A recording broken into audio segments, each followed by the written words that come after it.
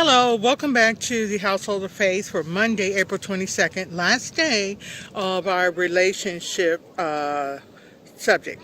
And today is day 112, and we're going to be talking about genuinely loving relationships. We're going to talk to you based on 2 Peter 1, verses 5 and 6. Now, the steps that lead every believer to a genuine love for others begins with self-control and patient endurance. Two aspects of godly character that are not easily mastered, as we're constantly facing challenges that will test us, and one of those areas are at times both of those areas simultaneously. I can attest to that because self-control is a fruit of the Spirit, and so is patience and endurance.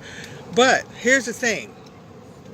In order for you to exercise self-control, there's got to be some situation or circumstance that you have to be patient through and endure through.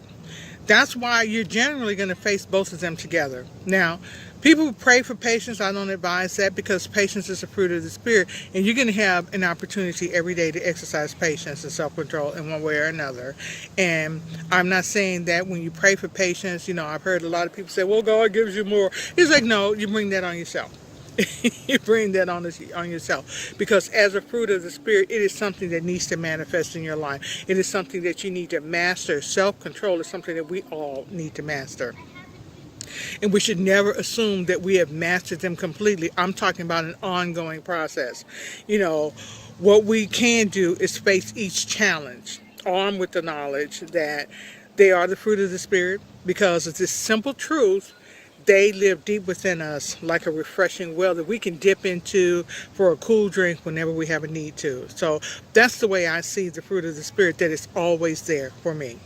Now, I have on more than one occasion gone far beyond my level of self-control and ability to endure patiently, and yet I was able to continue because I was reminded that the fruit of the Spirit is from the Holy Spirit and it lives inside of me.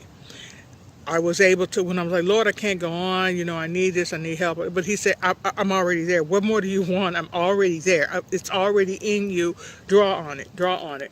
So that really did help to get that complete understanding. It sounds like words and it sounds easy, but let me tell you that unless you allow the Spirit to flow through you, it can be very grievous. It can be extremely difficult, but it is then still our choice, okay? So I have actually learned to draw from his well, to be strengthened, to be refreshed in my spirit and soul, and to hold on and not lose hope. Because when you get to that point where you lose hope, that's when you really need to hold on even tighter. That's when you come to the end of yourself. God needs to be the one that takes over in you. He should always be in control, but sometimes we have to learn that, okay? Now, in closing, there are things that we can't change. You cannot change anyone. You can't change your friends. You can't change your loved ones. You can't change your family. You can't change your coworkers or anybody that you encounter. You can only help and influence them along their journey, just like they will help and influence you. And we've talked about how friends influence one another, and when we talked about friends last time, and in the relationships, good or bad. You're an influence, good or bad, they're an influence on you. But the only person that you can change is yourself. If you work diligently at being a better person in the eyes of God, and you wield a lot more influence in your relationships than you can even imagine. Because when you please God, the other people around you can't help but see that. So you don't want to ever try to please a person. You want to try and please God. When you please God, that's all that matters. He will take care of the rest. Okay? And I hope that makes sense to you. But when you plan on pleasing God above all else and allow Him to guide you in every aspect of your relationship with others, that is something worth passing on to everybody else. All right? Thank you so much for joining us this week.